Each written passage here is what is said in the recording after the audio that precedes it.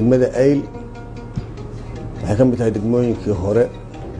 barnaamijka la yiraahdo JBLG barnaamijka horumarinta degmooyinka degmada Ayl waxay ku beertay sanadkii 2011 dabayaaqadiisii 12 degmadu waxay ku jidhay waxa la yiraahdo tababar la siinayo qaybaha kala duwan ee dawladda hoose waxaa la diyaariyay sida mashruucan siyaasadiisu qabto baahiyihii degmada oo DDF oo qorshaha 5 sano runtii waxa weeyaan barnaamijkaas waa barnaamij aad u ballaaran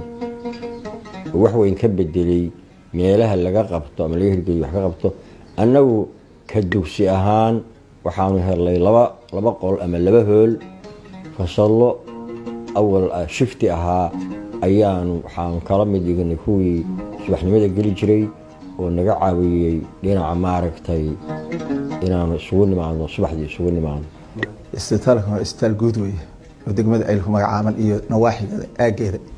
inta macnaha ay laga xukumo annagu aad iyo aad baan uga faa'iideysanay waayo waxa weeye waxyaalo badan oo aan u baahnay baanu ka helnay hadda labada qol aynu ku jirno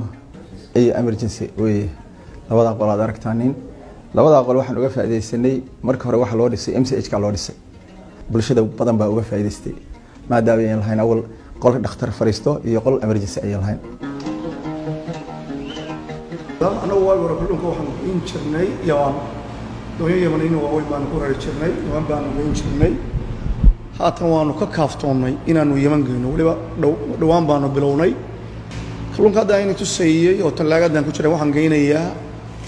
Garowe ilaa Laascaano ilaa Gaalkacyo masaafada wadada waa wal dhibi ka taagnay مثل وهو كلون ويه هذا تلاقة سعد ما تلاقة قاعدة ومركز أوس شدنين موتور سدين وقت كان شدي يسووا وناكس سلوجية لكن هذا تلاقة هاي بارسل كابل الجوري ديا وقووا وهاية ماشي أول لبيه 8 ساعة وشون شروا على جاي عشان ساعة دين وصلنا نسوي سديس يعني بدرين لقيه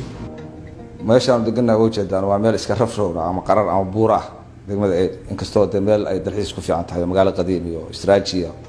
ملايو بقرصنا دقما حيد لكن إيل باللامي مرة يعني حلادة يا مرنا لسليمين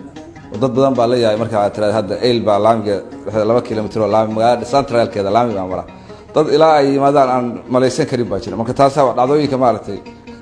المالتي هو ها شروي مالتي اللغة هذا لكن نقطتي عضي